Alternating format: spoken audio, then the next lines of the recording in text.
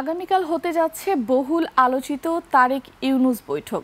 লন্ডনে প্রধান উপদেষ্টার হোটেলে হবে বহুল কাঙ্ক্ষিত এই বৈঠক।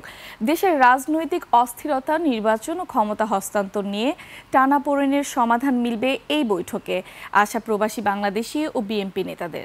লন্ডন থেকে শাহেদ শফিকের পাঠানো রিপোর্ট জানাচ্ছেন সোহেল সামি। শেকড় থেকে শিখরে।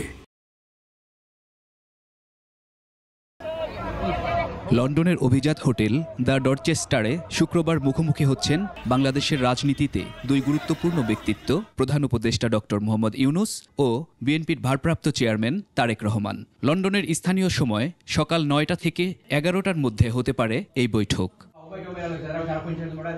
নির্বাচন, সংস্কার ও জুলাই ঘোষণা নিয়ে এই বৈঠক থেকে আসবে গুরুত্বপূর্ণ সিদ্ধান্ত, আশা বিএনপি নেতাদের। পার্কলেনে যে মিটিং হবে ওনার সাথে, আমি আমাদের যুক্তরাজ্য বিএনপি এবং বাংলাদেশের কমিউনিটির সবাই উপস্থিত কামনা করে সেখানে সংখ্যাগরিষ্ঠ মতামতকে উপেক্ষা করে বর্তমান সরকারের প্রধান উপদেষ্টা যখন এপ্রিল মাসে নির্বাচনের ঘোষণা দিয়েছে, তখন আপনারা জানেন বিএনপি সহ যারা গণতন্ত্র মানা যে দলগুলো আছে সেই দলগুলোর সাথে মতামতকে উপেক্ষা করা হয়েছে। আমরা এখানে যাব সংস্কার এবং বিচারের পাশাপাশি ডিসেম্বরে যাতে নির্বাচন হয়।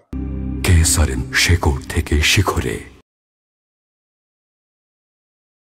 বিশেষজ্ঞরা বলছেন ইউনূস তারেক বৈঠকটি হবে মাইল ফলক। এই সমঝোতাটির উপর নির্ভর করছে ট্রানজিশনটি কেমন হবে, এবং ট্রানজিশনটি শান্তিপূর্ণ হলেই ডক্টর ইউনূস সরকারের যে সাফল্য এবং ট্রান্সফরমেশন এবং তার যে এক্সিট প্রসেস সেটি সঠিকভাবে এবং শান্তিপূর্ণভাবে এবং পজিটিভলি হতে পারে।